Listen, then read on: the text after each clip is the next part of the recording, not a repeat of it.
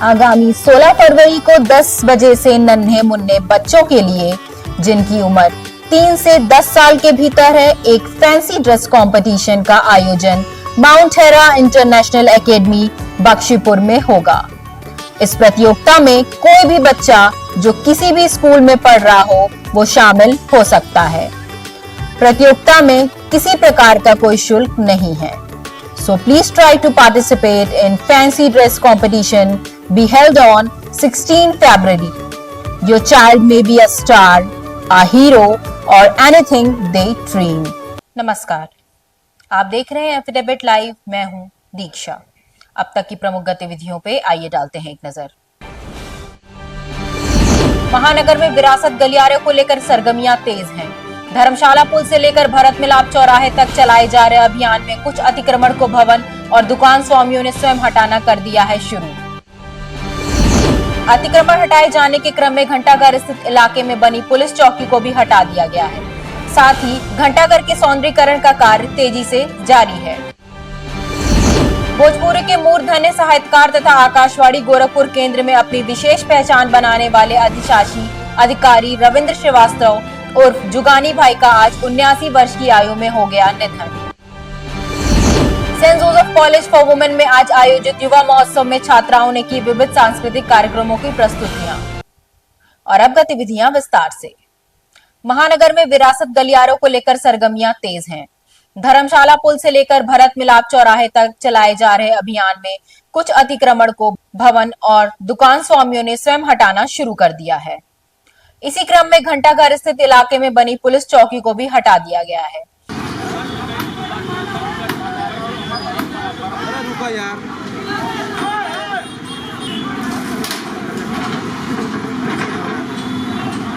साथ ही घंटाघर के सौंदर्यीकरण का कार्य किया जा रहा है। सौंदर्यीकरण के कार्य को लेकर पीडब्ल्यूडी के अधिकारी तैनात हैं।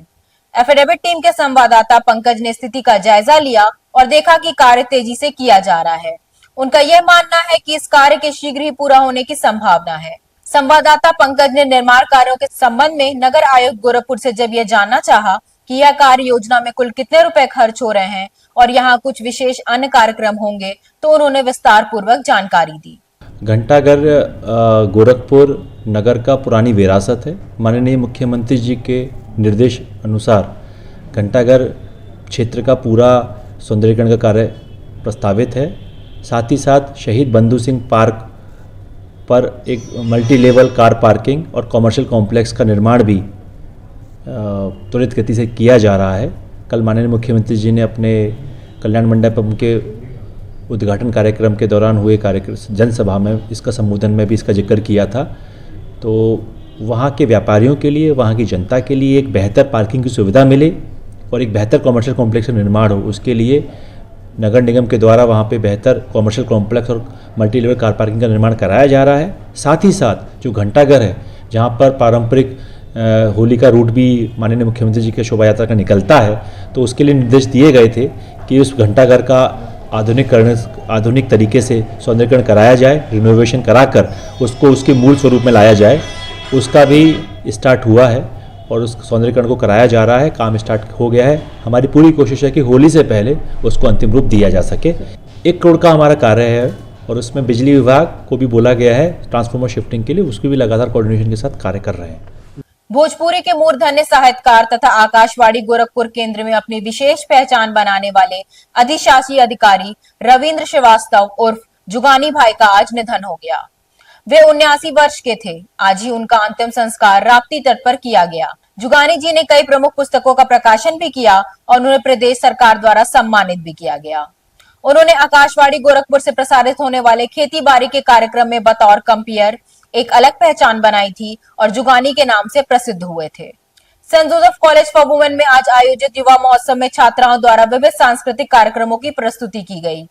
कार्यक्रम में बतौर मुख्य अतिथि दीनदयाल उपाध्याय गोरखपुर विश्वविद्यालय की कुलपति प्रोफेसर पूनम टंडन ने छात्राओं से सामाजिक कुरीतियों से दूर रहने का आह्वान करते हुए कहा कि बढ़ रहे सर्वाइकल कैंसर के रोकथाम के लिए भी छात्राओं को विशेष सतर्क रहने की आवश्यकता है। उन्होंने मिशन शक्ति के माध्यम से चलाए जा रहे 5 विशेष बिंदुओं पर प्रकाश डाला।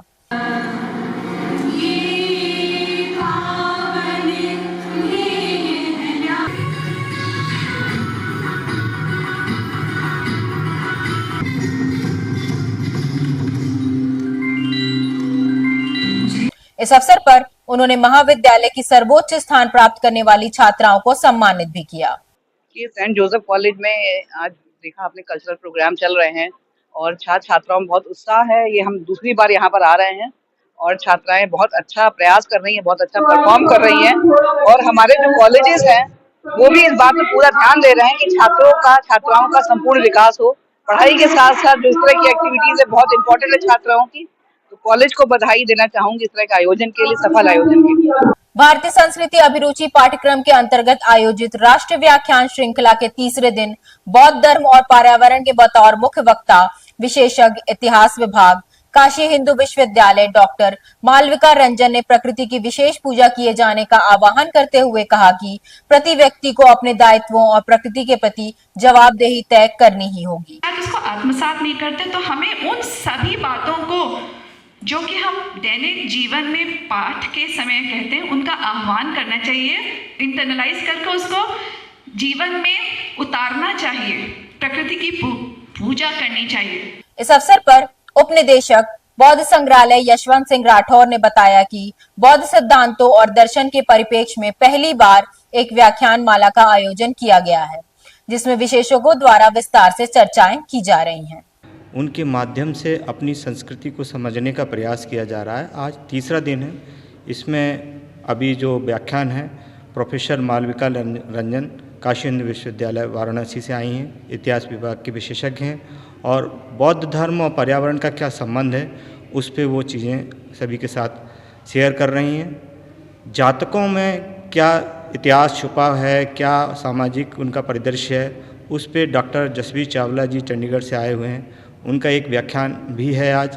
तो इस तरीके से हम प्रतिदिन विभिन्न वक्ताओं विषय विशेषज्ञों के माध्यम से अपनी भारतीय संस्कृति को समझने का प्रयास कर रहे हैं। प्रदेश सरकार के निर्देशों के अनुक्रम में अब यह समस्त जनपदों के थानों में ऑपरेशन कन्वेंशन के तहत अपराधियों के खिलाफ प्रभावी कार्रवाई किए जाने के लिए साथ ही न्यायालयों में सहयोग प्रदान करने के लिए अब विशेष सब इंस्पेक्टर की तैनाती की जाएगी। इस बात की जानकारी एसएसपी डॉक्टर गौरव ग्रोवर ने संवाददाताओं को दी है। देखिए, प्रदेश भर में चलाए जा रहे ऑपरेशन कन्विक्शन को और सुदृढ़ करने के लिए माननीय न्यायालय में अपराधियों के खिलाफ प्रभावी पैरवी करने के लिए और जो हमारा प्रोसिक्यूशन विभाग माननीय न्यायालय में पैरवी करता है उसके सहयोग के लिए एक नया प्रयोग जनपद गोरखपुर के सभी थानों पर किया गया है, जिसमें हर थाने पर एक योग्य सब इंस्पेक्टर को सब इंस्पेक्टर प्रोसिक्यूशन के रूप में नोडल बनाया गया है। ये जो सब इंस्पेक्टर प्रोसिक्यूशन है, इनकी मेन जिम्मेदारी जो हमारी जिला न्यायालय है या बाकी अन्य न्यायालय जहाँ पर हैं उसके संबंधित जो भी सूचनाएं प्रोसिक्यूशन के द्वारा मांगी जाती हैं, चाहे वो बेल कमेंट्स हैं, चाहे वो अपराधी का क्रिमिनल रिकॉर्ड है या अन्य जो हमारे न्यायालय में विचाराधीन जो वाद चल रहे हैं, उनमें जो समय पर जो हमारे विटनेस हैं उनको प्रोड्यूस कराना और जो भी सूचनाएं मांगी जाती हैं उस तत्काल सही रूप में उसको वहां पर प्रस्तुत करना, ताकि पैरवी के समय पर किसी भी प्रकार का कोई डिले ना हो सके, किसी की भी लापरवाही से अपराधी को किसी भी प्रकार का कोई फायदा ना पहुंच सके। इसके साथ साथ माननीय उच्च न्यायालय और माननीय उच्चतम न्यायालय में जो भी सूचनाएं वहां से मांगी जा रही हैं, जो भी काउंटर एफिडेविट्स लगने हैं वो समय से लगें, उसमें सही तथ्य आए और एक व्यक्ति थाने पर उसका जिम्मेदार हो, ताकि अगर किसी के द्वारा कोई लापरवाही किसी स्तर से बरती जाती है तो उसकी जिम्मेदारी भी फिक्स की जा सके। इस पूरे अभियान को लागू करने के लिए ये सब इंस्पेक्टर प्रोसिक्यूशन हर थाना लेवल पर बनाए गए हैं। इसके साथ साथ जिले लेवल पर एक सीओ रैंक के अधिकारी जो हैं उनको इसका नोडल बनाया गया है। जो हमारे जेडी प्रोसिक्यूशन है और हमारे डीजीसी क्रिमिनल है, उनकी पूरी टीम के साथ इनका समन्वय स्थापित करने के लिए इनकी ट्रेनिंग भी कराई गई है। आगे भी ये ट्रेनिंग जारी रहेगी। हमें पूरी आशा ही नहीं विश्वास है कि आने वाले दिनों में माननीय न्यायालय में प्रभावी पैरवी करते हुए अधिक से अधिक अपराधियों को सजा दिलाई जाएगी और किसी भी प्रकार की कोई भी इसमें कोताही नहीं बरती जाएगी। ये तीनों जो हमारे विंग हैं, चाहे वो डीजीसी क्रिमिनल हैं, जेडी प्रोसिक्यूशन है और जो जनपद लेवल पर हमारा मॉनिटरिंग सेल है और थाने लेवल पर एसआई प्रोसिक्यूशन है, ये मिलकर एक टीम के रूप में आने वाले दिनों में काम करेंगे। सेंट ड्यूज पीजी कॉलेज में आज 2 दिवसीय क्रीड़ा समारोह की शुरुआत हुई है। प्रधानाचार्य प्रोफेसर सीओ सैमुअल ने मार्च पास्ट की सलामी ली, ध्वजारोहण कर मशाल जलाकर समारोह का उद्घाटन किया। इस अवसर पर कई कार्यक्रमों के आयोजन भी किए गए। चौथी हीट हमारी स्टूडेंट्स के प्रधानाचार्य प्रोफेसर सीओ सैमुअल ने 2 दिवसीय स्पोर्ट्स मीट के आयोजन के संबंध में जानकारी देते हुए बताया, सेंट एंड्रूज कॉलेज में हर वर्ष की भांति इस वर्ष भी एनुअल स्पोर्ट्स मीट हो रहा है, जो आज और कल यानी 14 और 15 फरवरी 2025 तक चले। कल इसका समापन होगा और इस स्पोर्ट्स में कई एक्टिविटीज़ हैं, जैसे कि एथलेटिक एक्टिविटीज़ भी है और ऊंची कूद, लंबी कूद, शॉट पुट प्रतियोगिता, हार्डल रेस प्रतियोगिता, तो इस तरह की तमाम प्रतियोगिताओं का आयोजन होगा और कल इनके फाइनल होंगे। Madan Mohan Malviya university of technology में 61वीं वार्षिक खेल प्रतियोगिता आयास की शुरुआत हुई है। 2 दिनों तक चलने वाले इस प्रतियोगिता में दौड़, skating, shot put, discus throw, रस्साकसी सहित विभिन्न खेलों का आयोजन किया जा रहा है।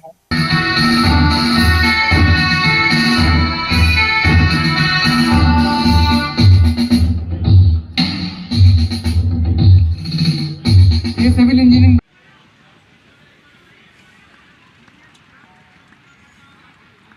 महानगर के कालिंदी पब्लिक स्कूल में पिछले 10 वर्षों में निरंतर 14 फरवरी को आयोजित होने वाले मातृ पितृ दिवस का आयोजन किया गया, जिसमें बच्चों ने अपने माता पिता को तिलक लगाकर उनकी पूजा की और माता पिता का पैर धुलकर उनकी आरती भी उतारी। थाली में रखे हुए धूप एवं बत्ती। इस अवसर पर कई बच्चों के अभिभावकों ने अपने उद्गार व्यक्त करते हुए कहा, बच्चे ने, इतने छोटे छोटे बच्चे ने जो परफॉर्मेंस किया है उसके लिए हम आभारी हैं। यहाँ के जितने भी लोग माता पिता हैं वो सब लोग भी आभारी हैं कि इसी तरह से संस्कृति को याद रखेंगे। संस्कृति धीरे धीरे हमारी जो भारत की लुप्त होती जा रही है। आज देखिए 2-4 साल से लोग माता पिता का वो नहीं जानते थे, आज इस स्कूल के माध्यम से हम माता पिता का दिवस जान गए। अच्छा लगा है ये हमारे भारतीय सभ्यता संस्कृति का ही देन है, जो बच्चे आके स्कूल पढ़ रहे हैं और ऐसा मतलब सीख रहे हैं संस्कार। माता पिता और हर बड़ों का भी पूजन और सम्मान करना चाहिए। और हम जानते हैं कि मतलब ऐसे कार्यक्रम से हमारे बच्चों में माता पिता की मतलब कार्यक्रम की वजह से बच्चों में भी माता पिता के प्रति जागरूकता होगी। ये बहुत अच्छा है बच्चों के लिए, ताकि आगे वाली पीढ़ी, हमारी पीढ़ी जो है अब तो ये नहीं सीख पाई, लेकिन आने वाली पीढ़ी जो है अब तो सीख ही रही है और अच्छा सीख रही है, बहुत ही अच्छा सीख रही है। इस अवसर पर अंतर्राष्ट्रीय कुश्ती कोच चंद्र विजय सिंह ने आयोजन की सराहना करते हुए कहा कि हमें पश्चिमी संस्कृति से सतर्क रहने की आवश्यकता है। आज मातृ पितृ पूजन दिवस के अवसर पर मुझे आज यहाँ पे आने का अवसर मिला है।